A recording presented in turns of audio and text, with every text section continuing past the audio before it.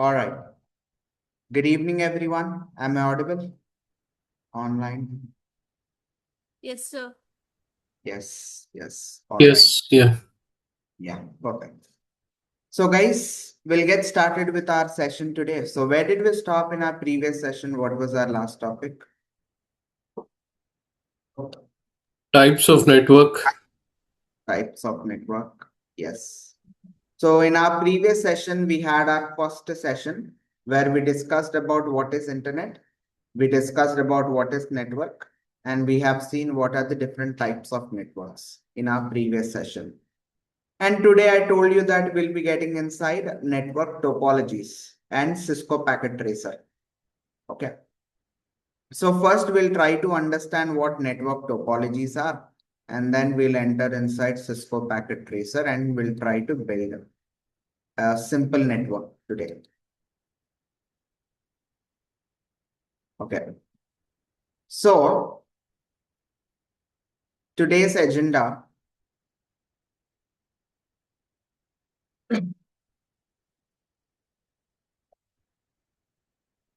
We'll be getting inside network topologies. Okay, so network topologies.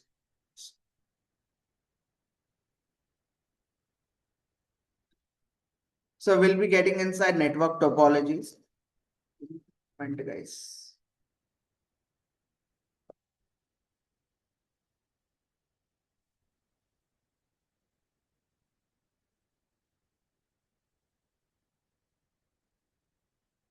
Okay.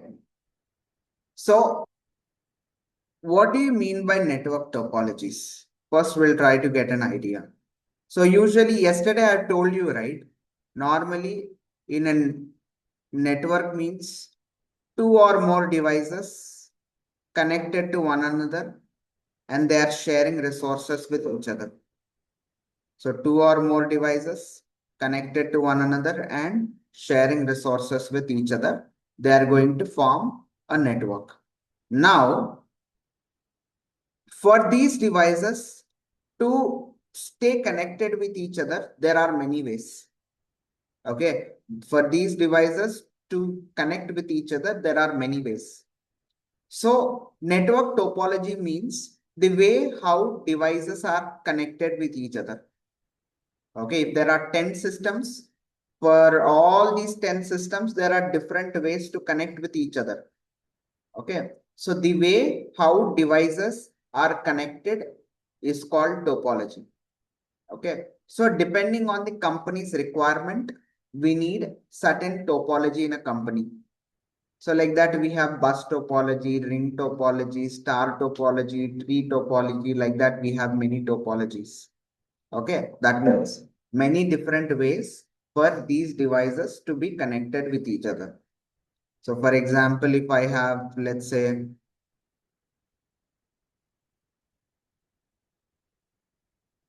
if I have 5 systems, okay, so I can connect these systems like this.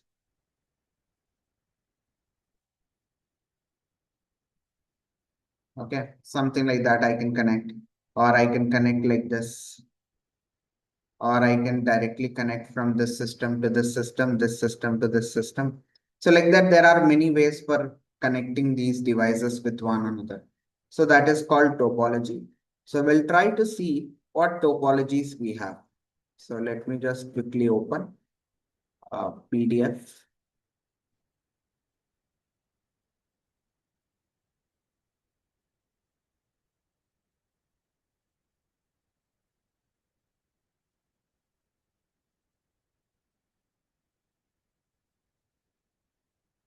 All right. So guys, so last class we have seen all these types of networks. So moving in, I'll share you this PDF as well later in the group. So we'll get into network topologies. Topologies means how devices are connected in a network. So we have wired topology and we have wireless topology. So in wired topology, we have star, bus, ring, mesh, hybrid. And then in wireless topology, we have ad hoc. In wireless, we have ad hoc. In wired topology, you have star, bus, ring, mesh, hybrid. So let's try to understand how these topologies are designed. But if you want to understand, we have diagrams. So usually in colleges also, you'll be learning this, okay, with diagrams. So this is bus topology, this is star topology, and all in diagrams you learn anywhere. Okay, but so we are not here to learn theoretically. So we have to actually implement these topologies, and we have to see actually how devices are communicating. So if I want, I can simply say that, that in bus topology, there is one main connection, all the devices are connected. If something happens to this connection, all the devices will get disconnected. But there will be no difference between a theoretical learning and practical learning. So we'll get into practically, we'll try to implement it and understand it in much better way. So by using Cisco Packet Tracer. Okay. So we'll see, first of all, what is Cisco Packet Tracer? Yesterday, I have given you some idea, but today I'll show you guys basically how to use Cisco Packet Tracer and how do we design each and every topology. Okay. What is the advantage and disadvantage of each and every topology also we'll see. So before getting into setting up these topologies, we'll get into Cisco Packet Tracer and we'll see how to use it. So usually guys, the thing is, if you want to install Cisco Packet Tracer,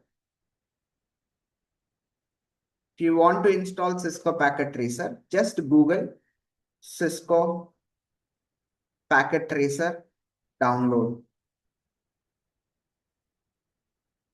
Okay, so even if you Google simply Cisco Packet Tracer download, so you'll be getting download Packet Tracer or Cisco Packet Tracer 9.1, 9.0. So you can click on it. So you'll be able to see this page. And here you can see download for Windows, Ubuntu, Mac operating system. So you guys are using Windows. So for Windows, you guys can click on it. It will take you to another page. In that page, you will be able to download. But if you want to get the downloading link, you need to log in. Okay, you know how to sign up and all, right? So in this page, if you log in, it will give you link. If you click on the link, it will download Cisco Packet Tracer exe file. Okay, so there is nothing much in here. So I'll share this link as well, and even WhatsApp group, I'll share it later if you want. Yeah. So if you go to this link, so you have to log in with your account. So you have to sign up. And once you sign up, so you'll be getting link to download exe file. So once you download that executable file, you know how to install executable file. Click next, next, next to install. Nothing much. So there is no setting, nothing. You just have to click next, next, next to install. Okay. So once you install Cisco Packet Tracer, and for first time, when you open Cisco Packet Tracer, so it will give you two options where you have to authenticate yourself. Okay. So the second option is Cisco Network Academy. So yesterday when I opened, or today also you guys can see when I open, I get two options. Cisco Networking Academy, Cisco Skills for All. So Cisco Skills for All is free, guys. Okay. Cisco Skills for All is free. So when you install Cisco Packet Tracer and when you open it for first time, it will give you this option. So click on Cisco Skills for All. Okay. So once you click on Cisco Skills for All, so it will ask you to log in with your account. Okay, so I have already signed up before and downloaded. So I have, I'll just Google sign in with my account.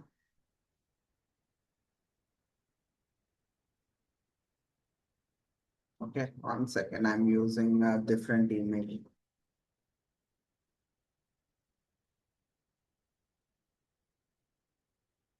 So I have signed in with my account, guys. 1 second, page expired.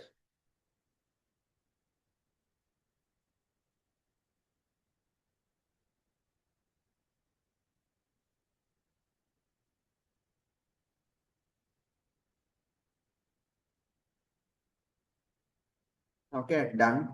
You have successfully logged in. Okay. So once we log in our Cisco packet tracer, you'll be able to see this page. Is it clear so far? So you have to open the link which I provide and download Cisco packet tracer after signing up. After downloading any executable file, you just have to click next, next, next. So once the download in installation is done, if you open it, it will ask you to authenticate yourself. You have to click on that green one, Cisco Skills for All. And again, it will ask you for sign up. So login. So with your account, you log in, you'll get authenticated. So once you're done with that process, so here is our main part. So this is a blank graph. There are two parts, guys. Here you can see logical part, physical part. Logical means logically you can design, you can keep systems, you can keep routers, switches, servers, connect, and you can communicate. Physical part means, let's say I have my home. I want to imagine that in my home or in my office, there are 5 rooms. So in which rooms, how many systems I need? And for each room, I'll keep one switch. Okay, and I'll connect multiple rooms, switches with one another and communicate. So physically, I need to get an idea. Okay, so here if you click on physical, you guys can see home city. If I click on home city, you can see our corporate office. If I click on corporate office, you guys are able to see here actual rooms.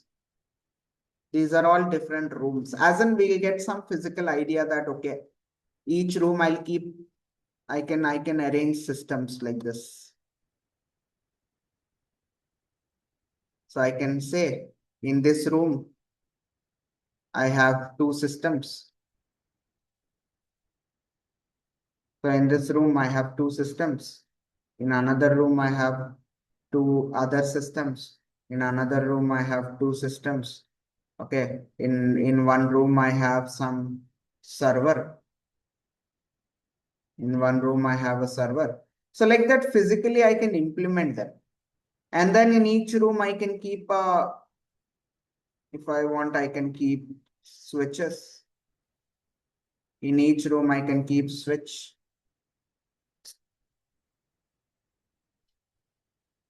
Okay, so I can keep switch. All these devices I can connect to each switch, and all these switches I can connect it with one another. Again, where will these switches usually be? Instead of rooms, there will be a closet, there will be a mainframe in a company. In that company, we'll have 1 by 1 switches kept. Okay, so if you see this main wiring closet, okay, main wiring closet. If we click on it, so you'll be able to actually see in your closet what switch you want to keep. You can keep all the switches 1 by 1, okay, connected with your systems. So like this, basically you can physically, think about your company's layout and you can arrange which department. Let's say in this room, it's all about marketing teams. In one room, it's all about sales team. Okay, or in one room, it's all about developer team, networking team, IT department. So like that, different departments, we can divide how many systems for each department. So we can calculate and we can, implement them.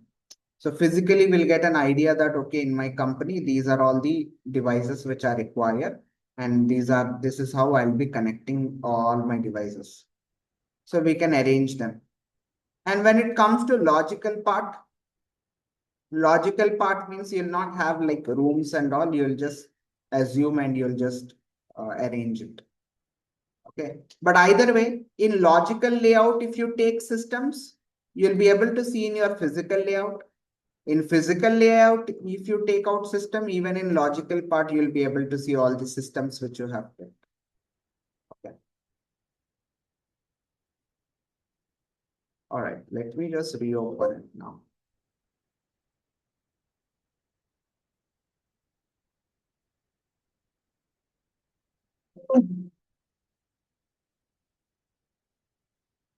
Okay.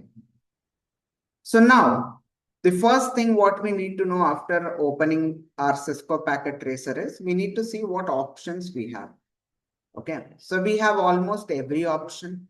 So what I'll do is I'll use magnifier and zoom it in to show you guys how things works.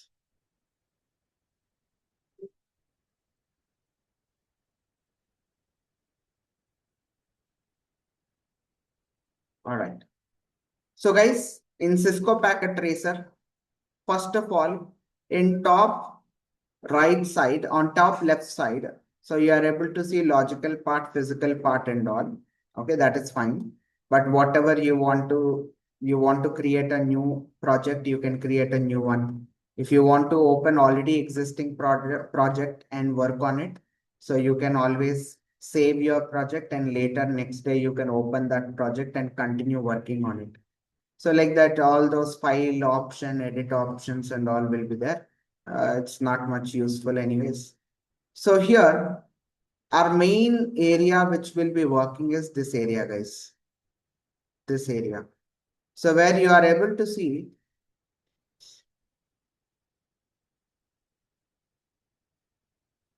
okay. So one thing is you guys are able to see here. So you have network devices. This is network devices. What devices you have? Routers, switches, hubs, and you can see some wireless devices. Okay, wireless devices. And you are able to see some security devices. And you are able to see some WAN emulations. Okay. So like that, you are able to see a lot of things, but we'll be working on routers, switches, hubs. Okay. And then we are having end devices. The second one is end devices. In end devices, what we have? PC, laptop, server again, network controller, printer, IP phones, VoIP phones. Like that, you can see TV, tablet, smartphone, and all. All these generic devices which we use. And the devices, you can find all the devices. Even if you see in house, you have smart TVs, smart fans, smart ACs and all. Even those you can find. You can see AC, you can see battery, you can see Bluetooth speaker, you can see fans, ceiling fans and all. So the thing is, home network also, when we design, we'll also consider the smart devices which are there. Okay. So it has all the options for home devices, for smart city. Okay, whatever requirement is there, we have all. Even power grids also we have. Okay, we can configure, we can set up power grids also. Like end-to-end everything in industry, whatever we use, we can set it up using Cisco packet tracer.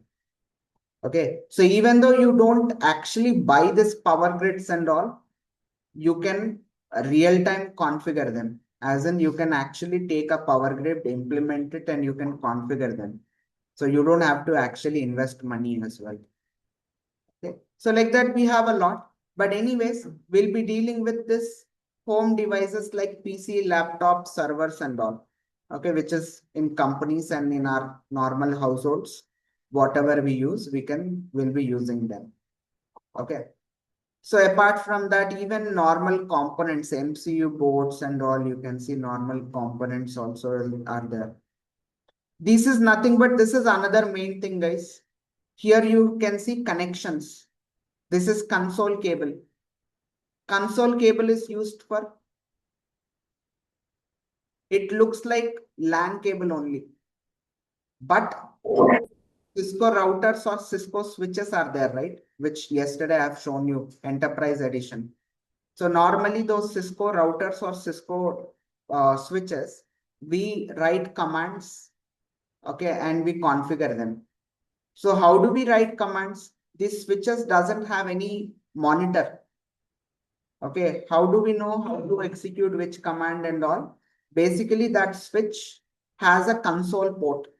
Router also has a console port. Tomorrow I'll show you guys. Okay, so it has console ports. So, and you need a console cable to actually connect switch to your system, and you can execute commands and configure your switch. So there is a console cable. Tomorrow I'll show you console cable.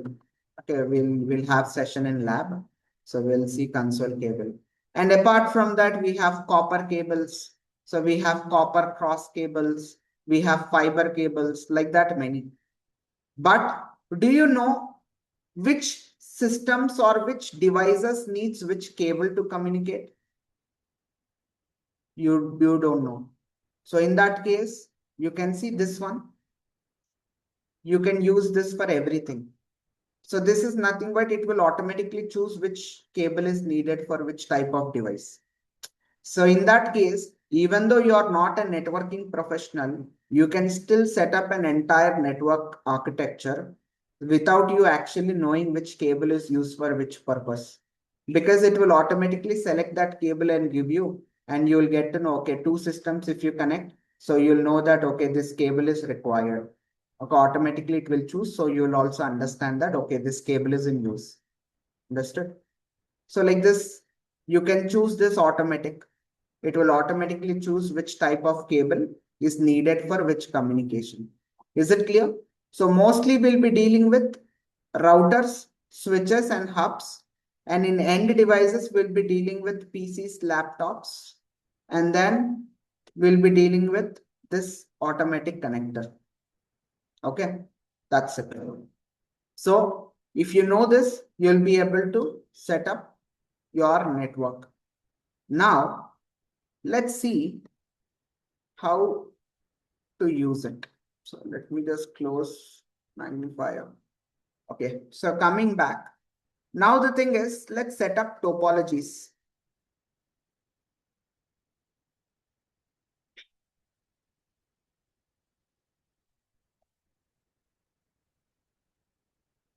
Okay, so let's set up topologies. Now first, we'll start off with bus topology. So usually bus topology, you guys know what is the bus topology? How does it work?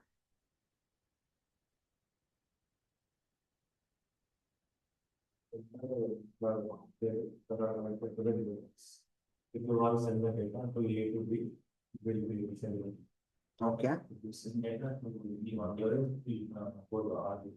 Same data will go to all the devices if you want to communicate. Okay. So guys, when it comes to bus topology, there are two scenarios. So one scenario is we have one, a cable which is like a copper cable, which is this much width, it will be there. So usually there is one single line. So every system which is connected, basically there will be a T-type joint. Like in pipes, you have a T-type joints, right? So which will be like, there will be one joint this side, one joint this side. So it will be like an extension, and another system can be connected. There is one video in YouTube, only one single video is available in YouTube, which is actually showing you that bus topology physical cable, because that is not available anywhere in any company. So usually there are two scenarios. Either you use that copper cable and one single continuous cable will be there and all the systems will be connected. So the problem is, if something happens to that cable, all the systems will get disconnected. That is one type of topology which companies can implement. But instead of that, we have another implementation also, which is also bus topology, where what we do is, let's say we have four systems, four, okay, four PCs we have, and we want bus topology. So in this case, what we can do is, we can implement for each system a switch. So in this case, we can connect each PC with a switch, and then we can connect all these switches with one another. Okay, so this is also bus topology. That one also has a bus topology which has a copper cable, which, you know, a big one where one single continuous cable, and there will be drawings where each and every system will be connected. So I'll share that video in WhatsApp group of ours, so you guys can see actually how that cable looks. Okay, so we'll get an idea. But apart from that, so we have another method to have the same bus topology. So that is this method. So in this case, you guys can see this green arrows means connected. Orange dots also you might have just now seen. Orange dot is nothing but processing. And red also you'll get. Red arrow means there is some issue, communication issue. Okay. So now the thing is, we have set up a topology. Okay, we have set up a topology. And in this topology, you are able to see we have 4 systems. And if one system wants to communicate with other system, how does communication happens? From your system, a request data will go to switch. From switch 0, it will reach switch 1. From switch 1, it will reach PC 1. Okay. So now the thing is, how do I actually know if communication is happening or not? So in Cisco Packet Tracer, there is one amazing option. You can see here on above, there is something like, looks like envelope. It looks like envelope. So it's nothing but a message. So if you click on this envelope, you guys can see envelope. So from which system to which system you want to communicate? From PC1, you want to communicate with PC2. So you have to click on this PC1 and then you have to click on PC2. So you guys will be able to see if I click on PC2, I'll get error. You can see I get error. Why did I get error? We didn't configure our PCs. So what configurations do we have to do?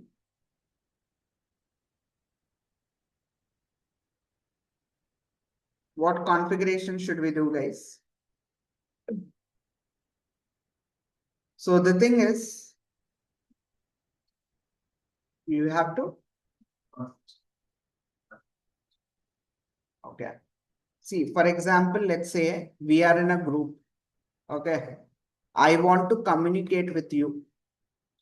So how can I communicate with you in a group?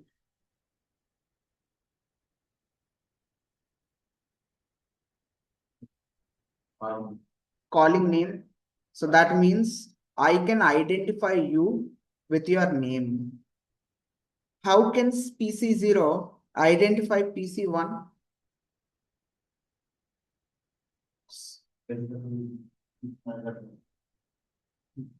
So the thing is, as humans, we have names. Machines have IP addresses. Okay, so they need IP addresses. Okay, private IPs, you don't need internet. So private IPs are inside our network. So for each system, we need to assign them with the IP address. Okay, so each system we have to configure. So what we need to do, click on each system and go to configurations. In configurations, you can see fast Ethernet 0. Okay, fast Ethernet 0 option. You have to click on fast Ethernet 0 and you can see IP address. So if you have router, you can enable DHCP. DHCP means dynamic host configuration protocol, which will automatically assign your system with the private IPs. But we don't have router in here. So we have to manually assign our system with IP address. So I will assign an IP address 192.168. Let's say 1.10. Okay, I'm assigning with 1.10. And then subnet mask, it will autofill it. Subnet mask will autofill. Don't worry about IP address. subnet mask, we have a separate class for it. Okay, what is subnet masking, what is IP address and all, we have separate class. But for now, understand that we need IP addresses for every device for communication. So we have to give IP. That too, if you give 100.100.100.100, you can't give. Again, private IP address range is there. Public IP address ranges are different. We'll see in IP address concept. But for now, you guys also can assign your systems with 192.168. This should be there. And remaining 2 octals, it's up to you. I kept 1.10. You can keep 1.100 or you can keep 2.100 or you can keep 100.100. It's up to you. But first 2 octals should be 192.168 fixed private IP. Okay. So anyways, I'm keeping 192.168.1.10 for PC0. Done. Close it. PC1, similar. So I'll keep 192.168. Previously 1.10. Now I'll keep 1.11. Okay, it doesn't mean that it should be in order, but to be organized, I'm keeping it in order. Sorry, not here. So we have to go to fast Ethernet and set. Guys, one thing is few people will get confused and they'll click on configuration and they'll go to default gateway, DNS server, they'll see. Default gateway means router IP. So we don't have router now. So leave it empty. So go to fast Ethernet 0 and give IP address. Okay, for PC1 we have set IP. Let's go to PC2 config fast Ethernet 0 1.12 I'll keep.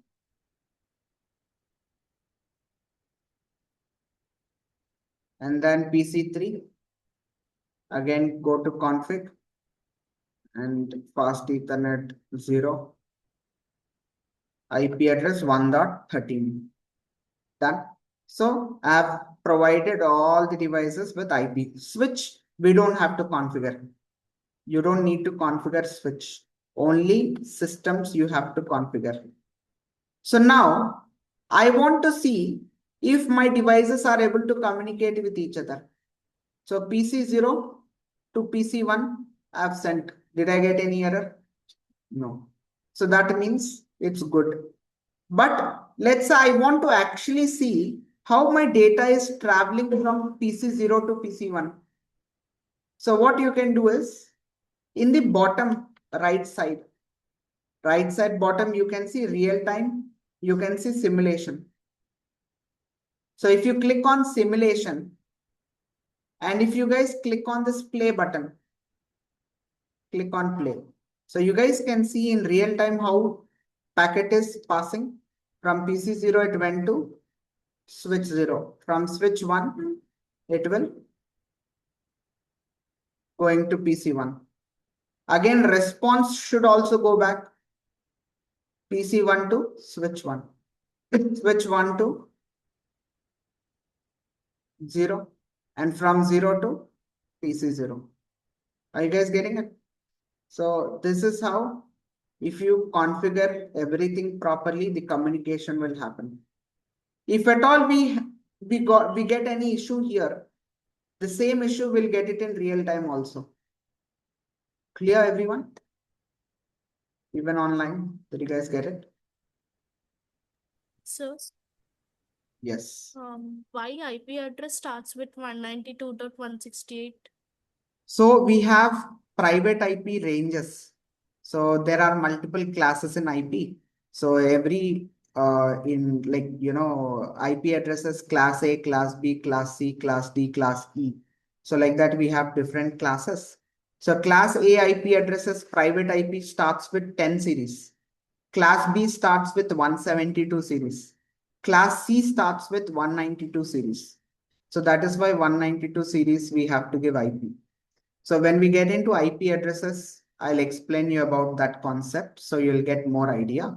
But for now, understand that we have to keep 192 series because That is a private IP range. Okay.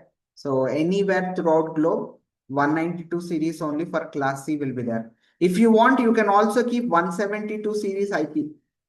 That is also private IP, class B. If you want 10 series also, you can keep. That is class A. But anyways, if you guys go to your system and if you type command prompt in your Windows machine, if you go to command prompt and if you guys type ipconfig, okay, and click enter. So you guys can see your own IP address also starts with 192.168. So private IP range is that only. So anywhere across globe, class C private IP will be 192 series. If you are in bigger organization like college, or if you are in offices and all, you'll mostly have 172 series IP range, private IP, because they are in class B. If you go further, like Google and all, more bigger organizations who have more than 65,000 devices, they'll go for class A, which is in 10 series. So like that depends. But if you want, you can configure class B IP or class A IP also. But since you guys are in initial stage, you don't know about classes, I'm not getting into it. So for now, understand that if you want to configure any system with an IP, use 192.168 in your IP. Okay. Clear, guys?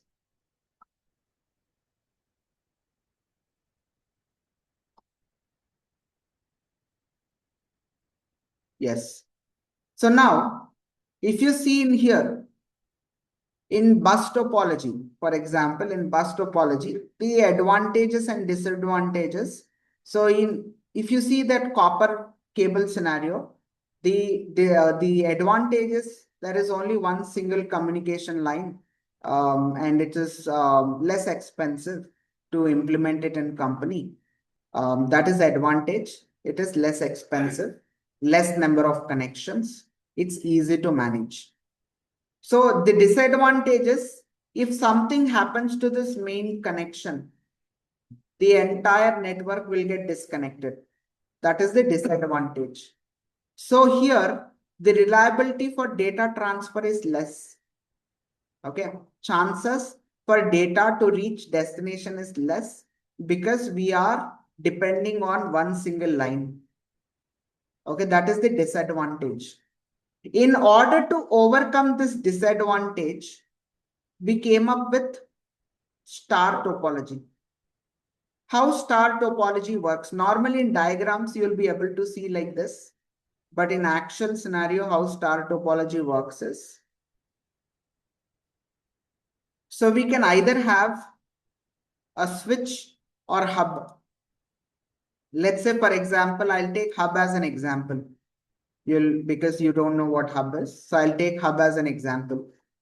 So when it comes to hub, okay, we have hub or we can also have switch in star topology. And let's say we have 4 systems.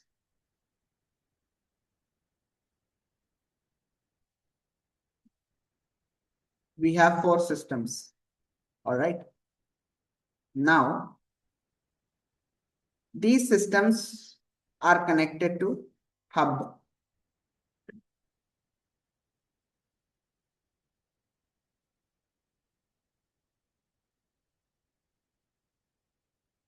These systems are connected to hub. Okay. So now the thing is, every system we need to give IP address again. So let's provide IP address again for every system. So we'll go with 14. Go with configure 15.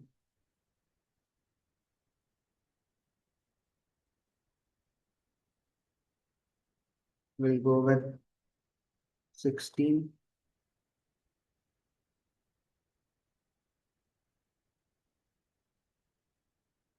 And we'll go with 17.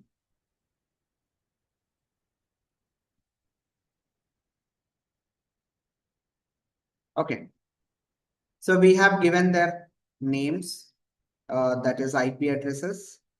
Okay, it's fine now. Let me just remove this packets. Okay. So right now we are having star topology. Okay. So in the star topology, if you see, for example, from PC4, I want to communicate with PC7. So we are using hub. So you'll know the difference. So if you see from PC4 to PC7, I want to communicate. No error. It's all fine. So let's see how the communication is happening. So we'll go to simulation. And we will just click on a new simulation. Let's see. Okay.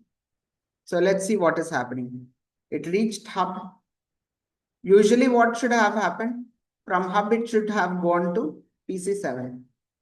But let's see what is happening. What happened? You can see it went to all the systems. Whichever system doesn't have that IP has rejected it. The system which has the IP has accepted it. Now PC7 will send back response. Now response should go to PC4, but the response will also go to all the systems. Whichever system doesn't have the IP rejected, which system has the IP has accepted the response. So the thing is, hub doesn't have brain. Whatever electric pulse it gets, it will broadcast. Whatever signal it gets, it will broadcast. But if you see switch has brain. So whichever system sent the request, it will know that port number 5, PC6 is connected or PC5 is connected. And this is the MAC address of PC5. So from this system, I got request. And when it gets back a response, it will send back to that MAC address, that system itself. So switch has a table called CAM table, content addressable memory. So we have a CAM table inside switch where it will store every system's data. So whichever, if there are 10 systems connected to each port of switch, it will store port number 1. This system MAC address is connected. Port number 2, this MAC address is connected. Port number 3, like that. All the 10 systems, their MAC addresses are stored in switch CAM table. So when a system sends a request via switch will have the information that from this port number, from this MAC address, this request went. When response comes back to that port, to that MAC address, only the response will be sent back. Okay, but hub doesn't have that mind. So whatever signal it gets, it will send it to everyone inside the network. It will just broadcast it. Clear? Difference between hub and switch. Online, everyone, is it clear?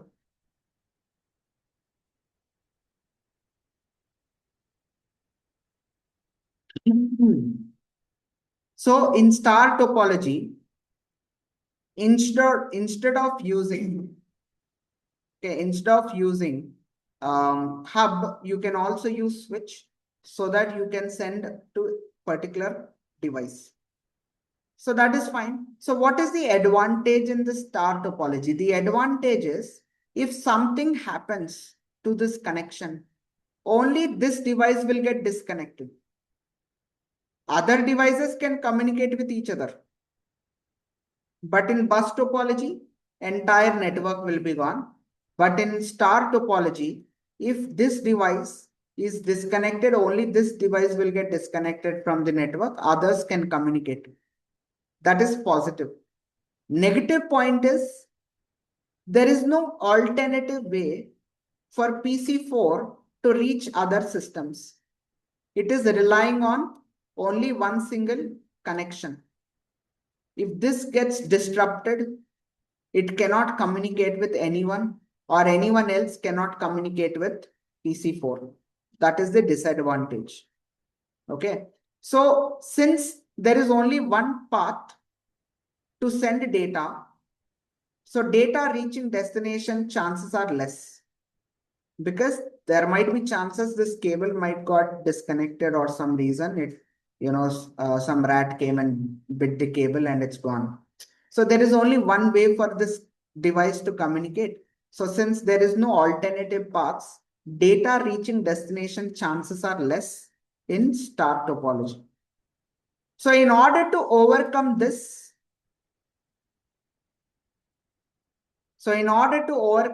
disadvantage, they came up with ring topology. Ring. So in ring topology, what we do is, again, we'll take 4 systems. Let's take 4 PCs. PC8, PC9, 10, 11.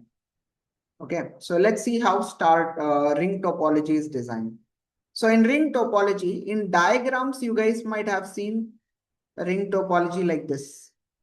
Okay, but what exactly do you understand in here? All the systems, there are 2 cables connected.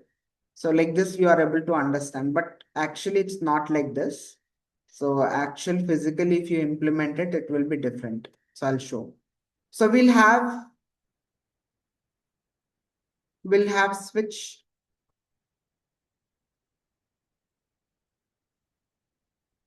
We'll have switch, and let's connect each system to their respective switches. Okay, and this switch is connected to switch. Okay, so this is ring topology. So in here, you guys can see how things will flow.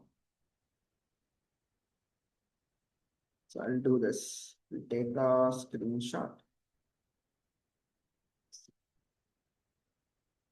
Observe this, guys. Let's say in ring topology, so we have these PCs. So normally, let's say PC8 to PC9, I want to communicate. PC8 to PC9, I want to communicate. So what we will do, from PC8, normally it will reach this switch. From switch, it will reach to other switch. From this switch, it will reach to PC9. But if something happens to this connection, so we have alternative path. From switch 6 to 7, 7 to 5, 5 to 9. Getting it?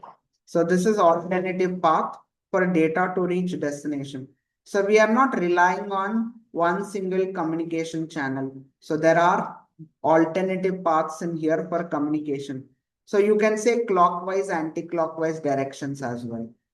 So here, if you see in the diagram, so there is one clockwise direction and counterclockwise direction. So if at all we want to send, first clockwise direction we are sending. If something happens to this clockwise communication, we have counterclockwise direction to communicate. So unlike star topology, in ring topology, since we have alternative path, so the data reaching destination chances has increased. Getting it? Okay. So data reaching destination chances has increased in our ring topology. Okay. So here also we guys can assign each and every system with an IP address and communicate. You can send packet from here to here and see how the communications are happening.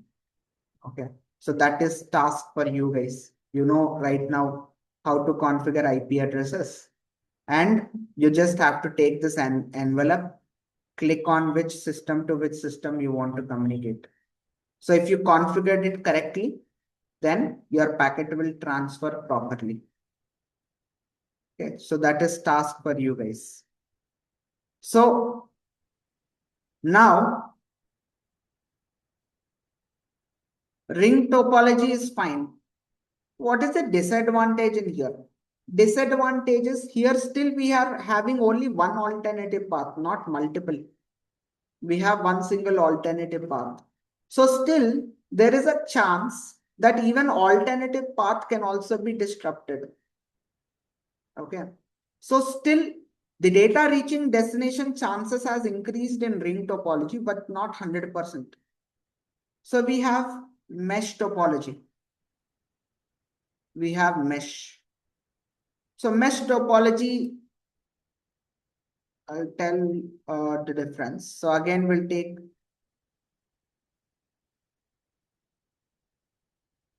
systems PC 12, 13, 14 and 15. So we'll take different PCs and again we'll go for switches. We'll take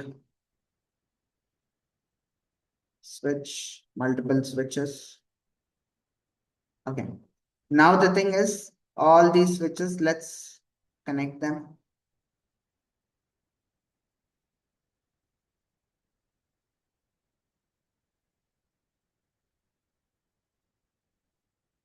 Till here it looks like ring topology. Okay. But the difference is we'll be connecting this as well. So previously switch 8 was not directly connected to 10. 9 was not directly connected to 11. Okay, but here each and every system is directly connected. Okay, so if you see there are only 4 devices, you can see so many connections. Just imagine if there are 50 devices. So how many probability combinations, how many connections will be there? Okay, so when it comes to mesh topology, of course, you have multiple ways to communicate.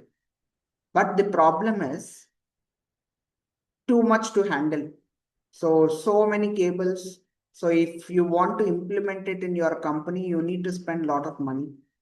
And apart from that, since there are so many connections, you need a manpower to constantly monitor it and maintain it.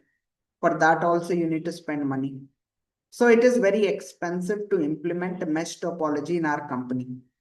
Okay, that is the disadvantage. But the advantage is obviously, since there are so many alternative paths, data reaching destination is almost 99.99%. Okay, but this is the disadvantage. Clear?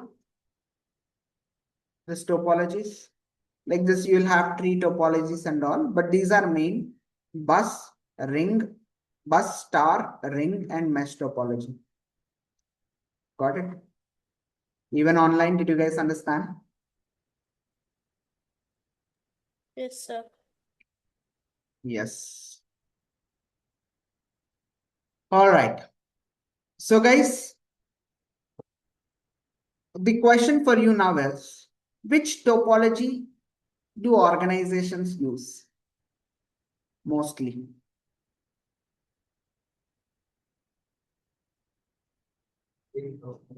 Ringa, ring.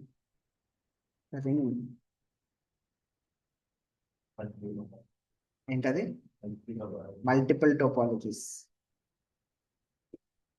So it's combination, it's So hybrid hybrid. topology. Yeah. Hybrid. Hybrid. So hybrid means combination of multiple topologies. As in, it depends on the requirement of the company. In one area, they might need a star topology. In another area, they might need a ring topology. In another area, they might need a bus topology. It depends on the company. So what they can do is multiple departments, they can connect with each other.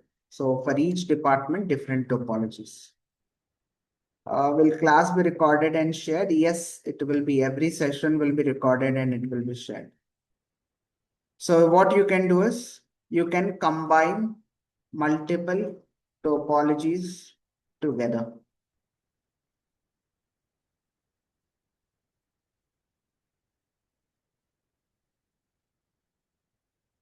So you can combine multiple topologies together like this.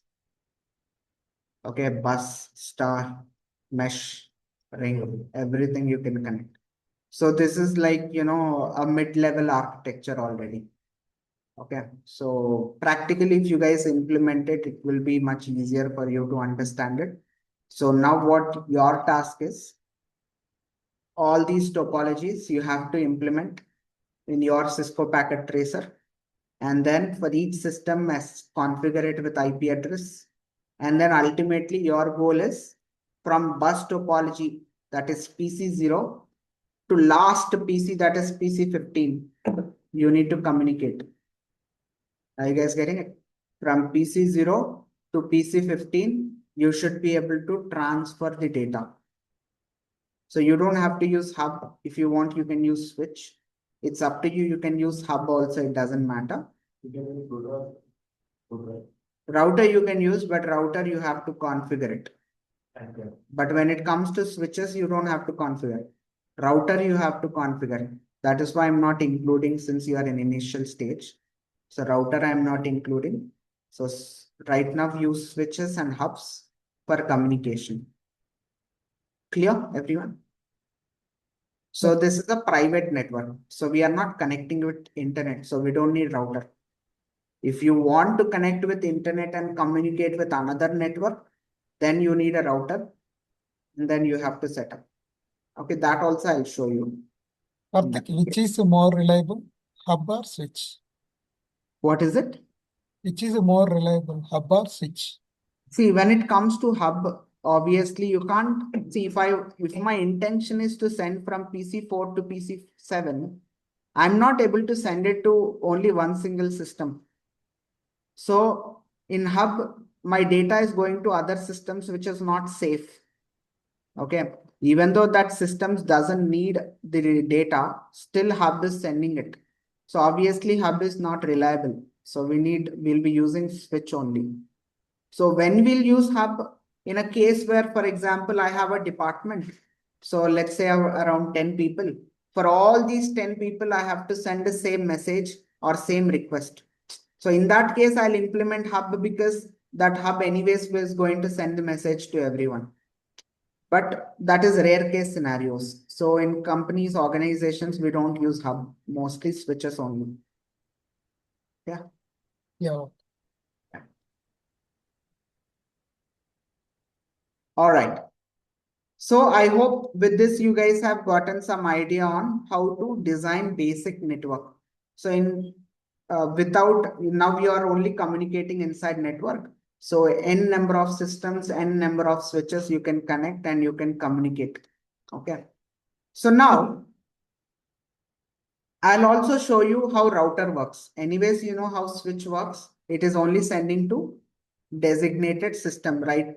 We have seen first example from PC0 to PC1. So switch was sending to right system. That system, when it responded back, it went to only that system. It didn't send to other systems. Okay, because switch has brain, CAM table, content addressable memory. How router works? Even router has a brain.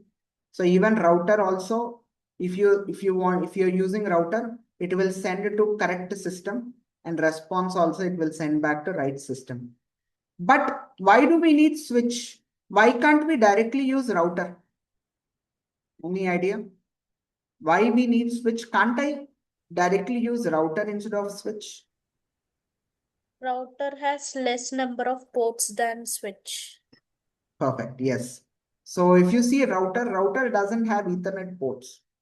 Okay, very less, either 2 or 4 ports it will have Ethernet ports. If I have more than 4 systems, how can I use router? I can't. So the thing is, obviously, let's say, for example, I have again 4 systems will take. If I have 4 systems and let's say I'm implementing a router. So if you click on router, you guys are able to see, you can zoom in as well. You can see the Ethernet ports. Cisco router, you can see the Ethernet port. We have 2 ports. One is console. I don't know if you can read it or not. Let me zoom it.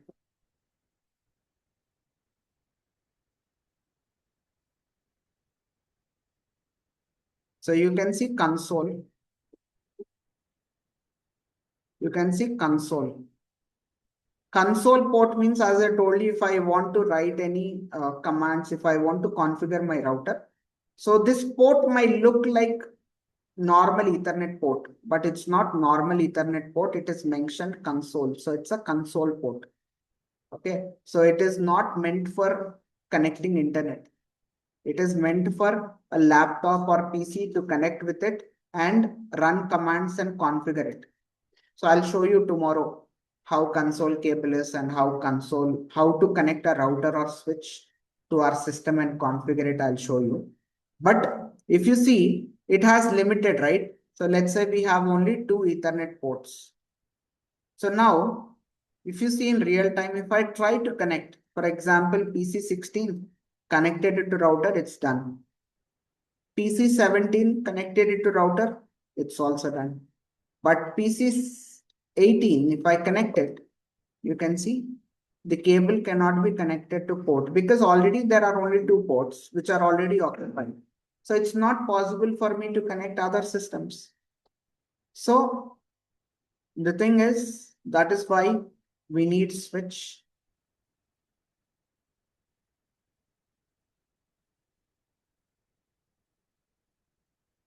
So we need a switch. We'll implement a switch and we'll connect all these PCs to switch. Okay. From switch, we'll connect it to router. Okay, so switch depends on which model of switch you are using. It has those many ports. Okay, so you can see in here. Again, switch also has a console port. Here you can see console. You can read this as well. Console. So anyways, we are connecting multiple systems to our switch and switch to router, and we'll be able to communicate. But now, even if I configure these devices, the thing is, if I want to communicate from one system to another system, the packet will go to switch. From switch, it will go to system. Because this is inside network only, so we don't need router. But if you want to see how router works, so let's say this is one building where we have 4 systems and we'll create another building. That means another 4 systems will create. We'll create another 4 systems in another building. Let's say it's a college. We have another block and all these systems are connected to a switch.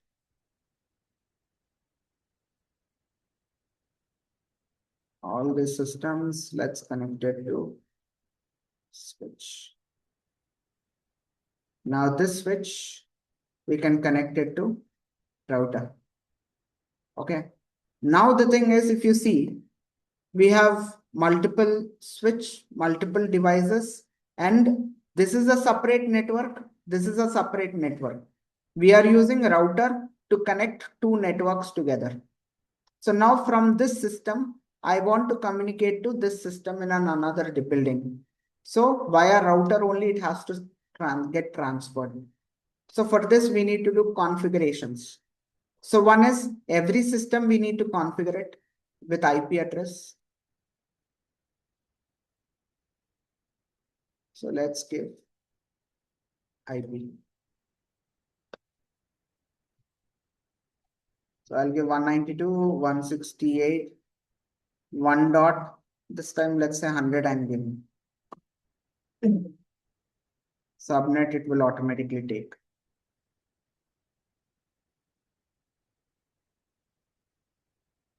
Go to configurations. For each system, I'm giving an IP address. For this, I'm giving 101, 1.101 for PC17. For 18, I'll give 1.102. So subnet masking IP addresses, we have a separate topic, guys. Okay, so I'll explain you when we get into it. So subnet is useful for us to identify the size of network. So by seeing subnet, we can understand what is the network size. Okay, for class A, we have a separate subnet, class B a separate subnet, C separate subnet. So we are assigning class C IP, right? Automatically class C subnet mask will be assigned to us. We'll have a separate discussion on it. So let's assign another IP for the system 104. Done. So for these systems, I have assigned IP. This is fine. Now inside this network, these systems will be able to communicate with each other. Okay, PC 16 can communicate with PC 17. So let me transfer from switch. It is going to PC 17. You might think the packet has been distributed to other systems like hub. So don't get confused with that. That is ARP. Okay, ARP packets. So let me apply filter and remove the protocols. And I'll only show ICMP packet. Okay, so you'll know later in future, you'll know what is ARP, what is DHCP and all. So let's say I'm sending packet. So from switch, it will go to only PC 17. From PC 17, it will go back to switch. And from switch, it will go back to PC 16. Communication. Okay. So now the thing is, if you see, if I want, I'll also assign IP address for these systems. Okay, for these systems, I'll assign IP. So this is a different network. So guys, we have something called network ID. So we have a family, we have family name, initial. So we can identify that these people belong to same family based on initial. In same way, every network has a network ID. That is a family name. So for every IP address, you can see the first three octals, 192.168.1, even .1. This is network ID. That means for entire network, this first three octals will be same.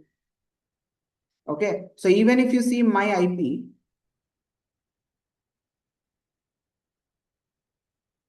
my command prompt and IP config, if you guys check out my IP address, you are able to see I'm having 192.168.10. Even if you guys connected to same network of mine, even you guys will have same first three octals because all these systems connected to same Wi-Fi belongs to same family. Okay. So the thing is, these four devices are one family. These four devices are a different family. So we should not keep same network ID. So it should have a different initial, different network ID. So for that reason, what I'll do is, for these systems, I kept 192.168, 1.100. For these systems, I'll keep 2.100.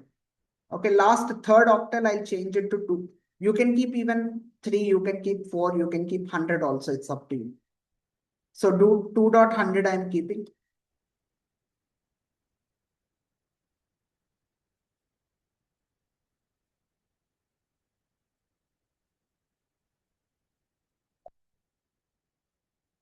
Two dot 101.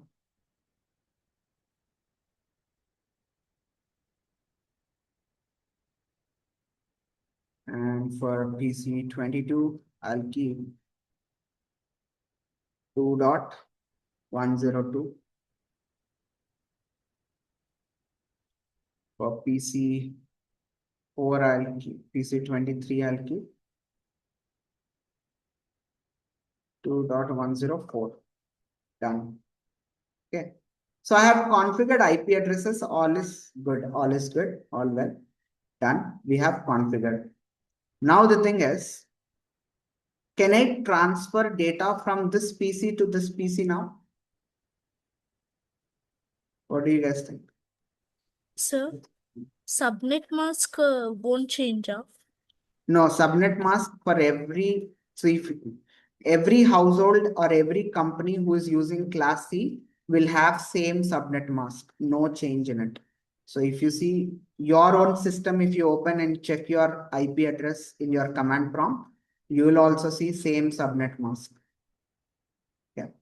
So we'll see, I'll tell you how to calculate subnet mask, how it will be useful and all in future. next sessions, but it will be same for everyone. Okay, class C IP. So now the question is it possible for me to communicate from PC 16 to PC 20? Can I communicate now? What do you guys think? No. No. Why no? For router, we need to configure. For Both router, are- we need to configure, right? So usually Yes. what will happen, I'll tell you. If you see from PC 16, I initiated communication. I'm telling that I want to reach out to 20, which is in different building. What will happen for now? From our PC 16, first the packet will go to switch. From switch, it is not going to router. Only from switch, if it goes to router, then only router can send it to another network. But why is switch not sending it to router? Because the thing is, first of all, router, we have to assign its address. Okay, let's go to router and go to configurations. So in router, you have gigabit Ethernet. Okay, those port numbers 0, 1, 2. Okay, so we'll go for the switch is connected to first Ethernet port of router. So that is gigabit Ethernet 0/0. So we'll keep IP address. What is the family address? Family ID 192.168.1 family ID is done. So when it comes to router, we can keep 1.1 or 1.0. It's up to us. Okay, let's keep 1.1. Subnet mask will be same. It will auto detect. Okay. So this is done. Switch 1 is connected to one port of router. So we gave the family address to it. What about switch 2? It is also connected to router, another port. So this family address is different.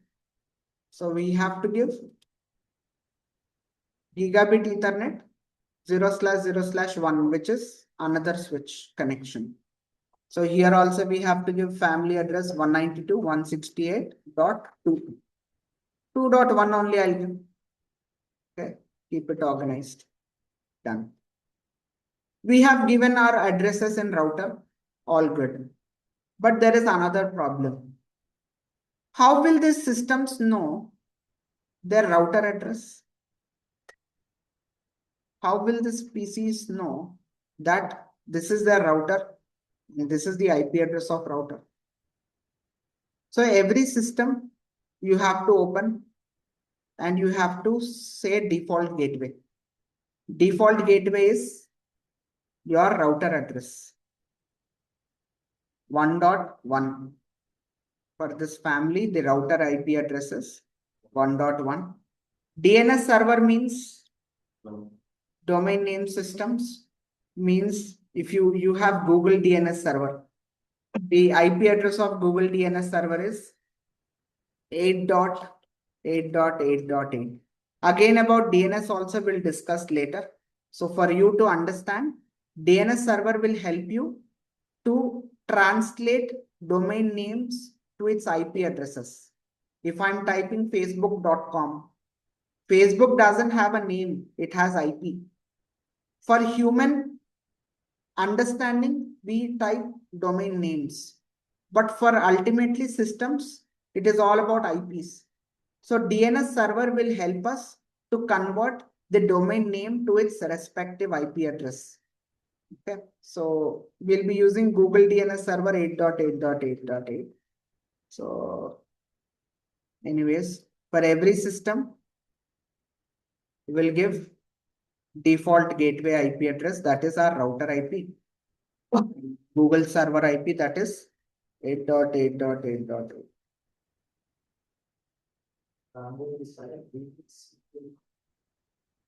DHCP you can select.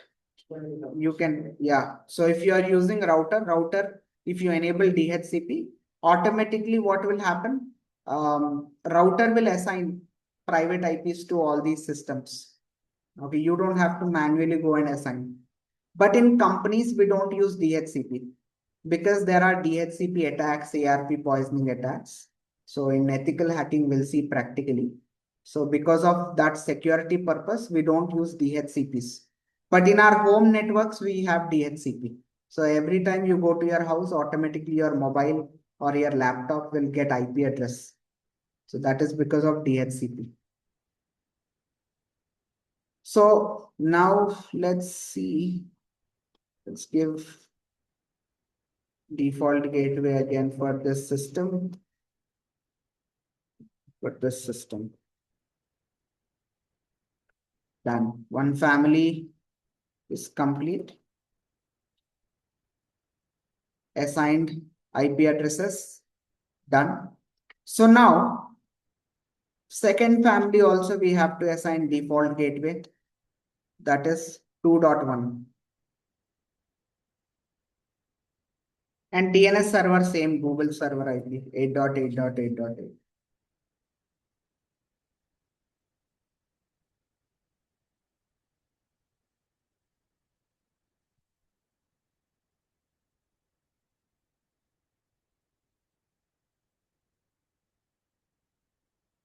Okay.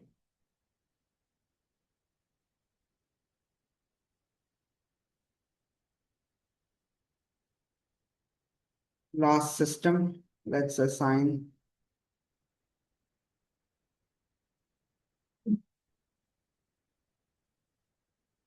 Done. Okay. So guys, for all these systems, we have assigned default gateways, but still you guys are able to see red arrows. Any reason? So if you see your systems, if you open your systems, okay, so by default, the port status you guys are able to see, by default, it is switched on. That means port is enabled. Ethernet port is enabled.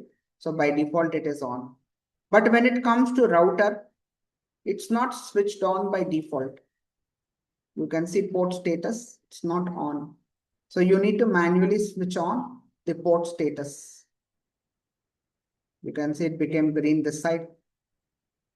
Another port is gigabit Ethernet 0/1. Switch it on. So this side also it will become green. Clear? So we have configured our systems, configured router. This side also configurations are done. Configuration of router is done. All good. Now, if I want to communicate from one system to another system in another network. So let's see how the packet flows. Reached the switch. From switch, it went to router. From router, there are so much traffic flowing. So that's why I'm forwarding it. Still it's processing this. Let it connect. You can see orange symbol here. So that is why. Still here you can see orange symbol. It's still processing.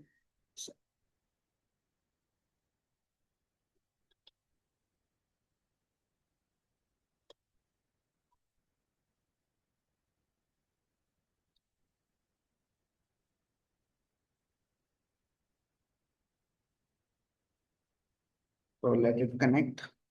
So this side its connection is done. So this side also it's connecting. Let it process. So since there are so many systems and so much configurations done, so here also we have so much network design done. So it's taking some time to process it. So once this is done, let's open and see.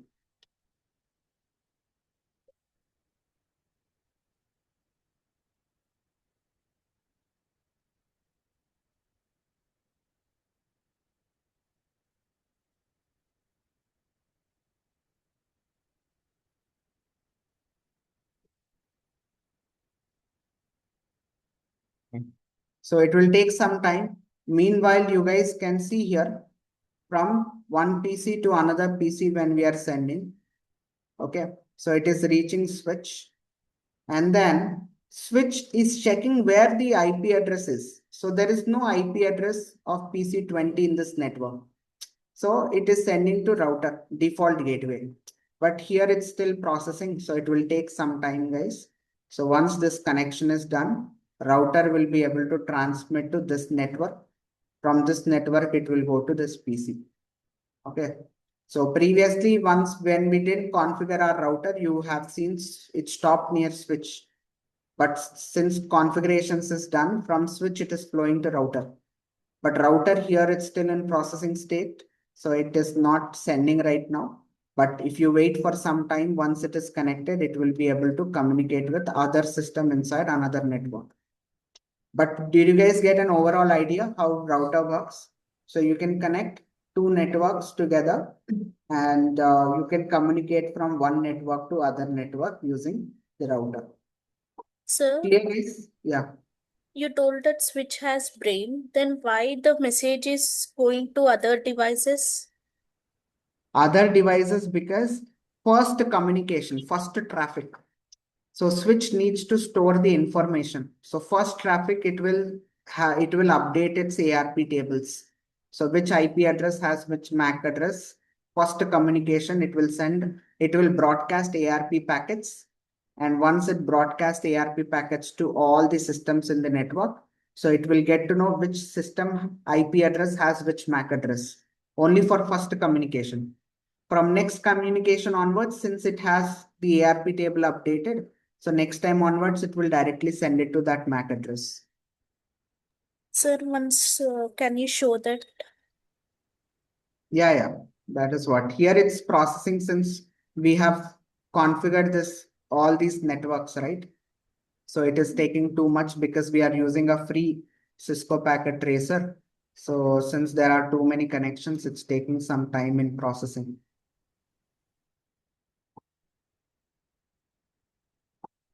So there is something called ARP. So I'll explain you basically why these packets are going to other systems. So usually the thing is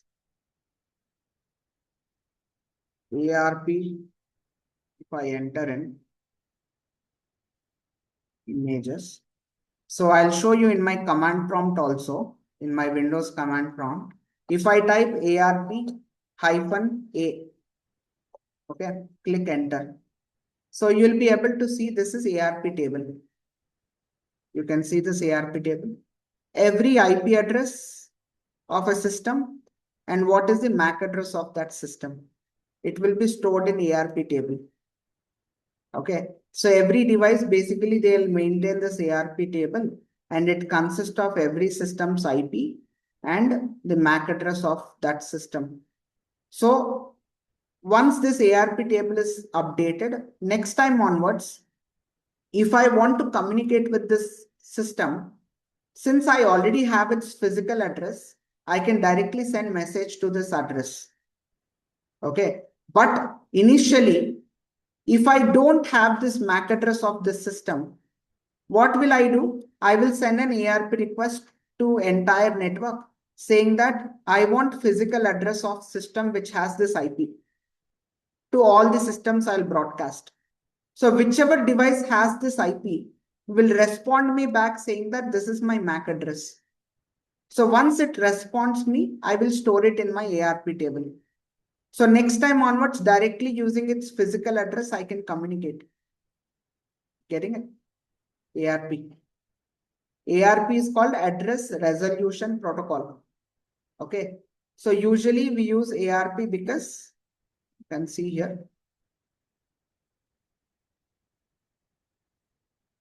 ARP, let me just copy the image.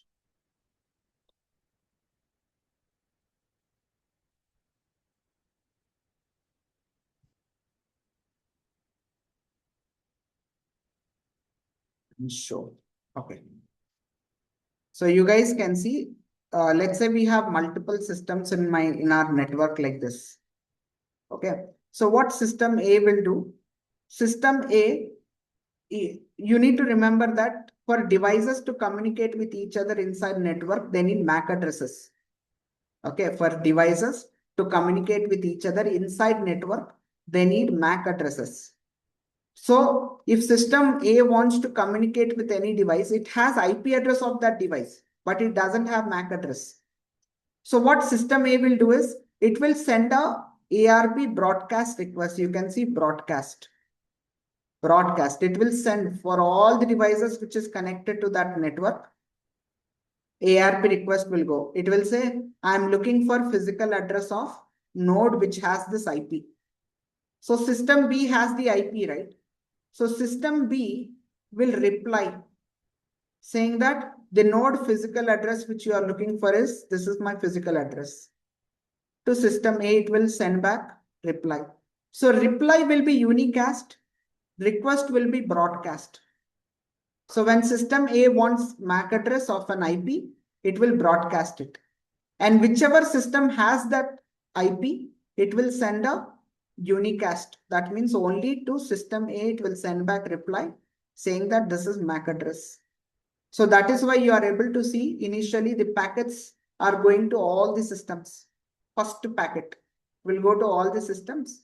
Why? Because it is trying to understand which system, which IP address has which MAC address. Once it gets all the MAC addresses, next time onwards, directly it will send the data to that particular MAC address. Got it? Sir, now you typed ARP dash A in CMD now. It has Uh-huh. shown some interface and all the IP addresses. Yes, Or yes. all those IP addresses belongs to the device connected to same network or Yeah. These are all devices which are there in our network.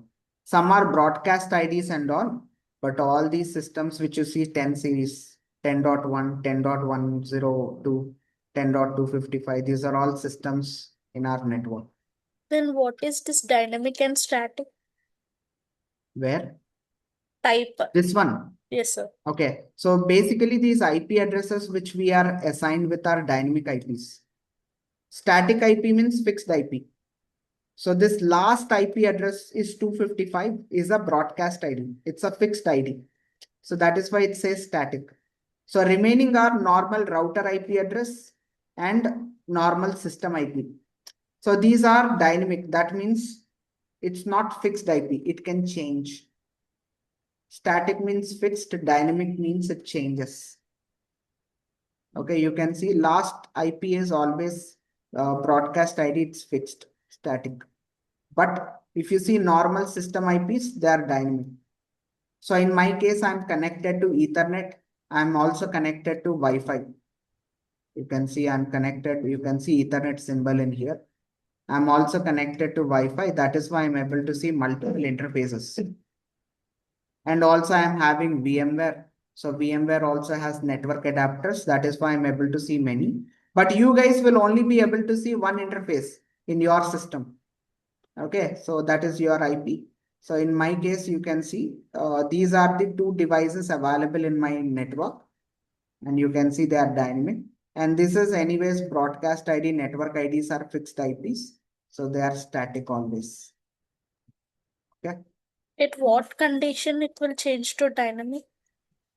So by default, it will be dynamic only. Normal systems will be dynamic. I'll show you. The thing is, if you go to your control panel,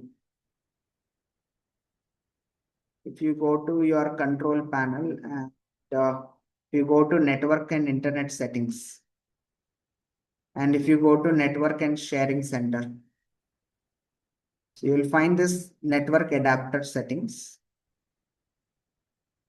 And currently I'm connected to Ethernet, not Wi-Fi. Okay, so either Wi-Fi or Ethernet, it's up to you. So in your case, you are connected to Wi-Fi. So what you can do is you can right click on it and click on properties. Okay, I'll show you. If I click on properties, you'll be able to see Internet Protocol version 4. If you click on it, you are able to see obtain IP address automatically. Why is it? Because we have DHCP enabled in our router. So by default, all our devices have obtain IP address automatically. But if I change it, if I say use following IP, and if I manually give my IP address, then this will change to static type. For other systems, when they see my IP, they'll see type is static. Are you getting it? So by default, obtain IP address automatically means whenever you connect to router, so you might get a different private IP. But if you say use following IP, so you can give a fixed IP address, whatever you want, private IP, according to your network range, and that will stay constant. So that is static. Okay.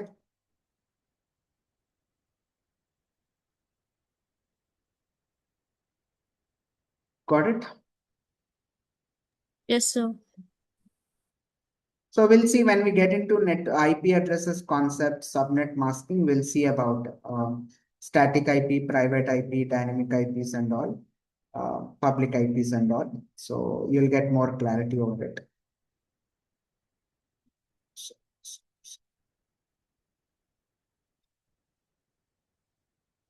Karthik, I have 1,000 PCs.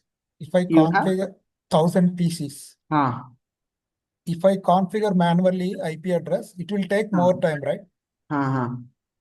Yeah, it So, will. manually configure more time. So is there any other alternate process, maybe automation? So if see in organizations, you have thousands of systems as well. So in organizations also, what we do is one-time configurations only these are. Okay, it's not that you keep changing it. So they are in fixed places, fixed position. It's in connected to same network. So one time we configure the IP address, that's it. Manually only we have to configure. There is no tools available to automatically configure. So if you want your systems to automatically have an IP address without manually configuring it, you need to enable DHCP in router. And your system by default will obtain IP address automatically. So in that case, you don't have to manually configure it. IP address will automatically assign to you. But the problem is, as I told, security reasons. So we have attacks like ARP poisoning attacks, DHCP snooping attacks and all, DHCP starvation attacks and all. So DHCP related attacks, we have a lot. So that is why companies, what they do is they'll maximum try to avoid DHCP and they'll manually configure their systems one time and that's it. Okay. So Cisco packet tracer, it will collect logs. Yeah, it will. So we need to start or automatically it will collect? Yeah, automatically every device automatically, you don't have to manually start logs. Every system by default it will collect logs. Oh. Yeah. So guys, in my case, it's still processing because I have so many communications in here. So what you do is take this as a task as well. Okay, so you know the configurations now. You know how to connect switch with multiple systems, another switch with multiple systems, connect it with router, configuration of router. So anyways, recording will also be shared. So watch the recording as well and build this network. Okay, install Cisco Packet Tracer. First set up all these topologies and don't set up in the same page. Don't set up this router, guys. Create a new project. Create a new project because too many systems in one place, again, it will take a lot of time for processing. Okay, so that is why set up topologies in one project and again create a new project, set up router and connect two networks. Okay, so do this task by tomorrow. So you said you'll show ARP table I shown, right? This is ARP table. ARP-A is a command where you can see the ARP table. This is the ARP table. Okay. In packet tracer. So in packet tracer, if you want, you can go to system, go to desktop, open command prompt and type ARP-A. You'll be able to see.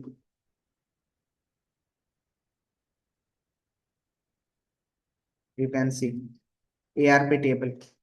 Can you see 1.1 is whose? Router. You can see router's MAC address.